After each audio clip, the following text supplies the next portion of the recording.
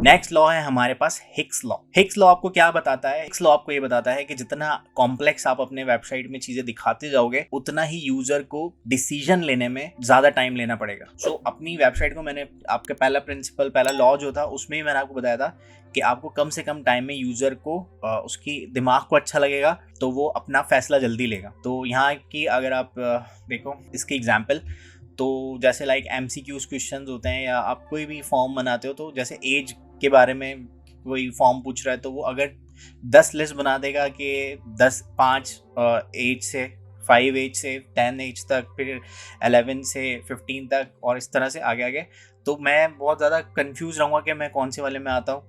और इसी तरह से यहाँ पर इसमें भी बहुत सारी लिस्ट हैं लेकिन यहाँ पर कम लिस्ट हैं, यानी आप ऐसा समझो कि आपको यूज़र को चॉइसेस कम देनी है। कम चॉइसेस में आप ज़्यादा डाटा ले लोगे यूज़र से तो वो यूज़र आपका खुश रहता है।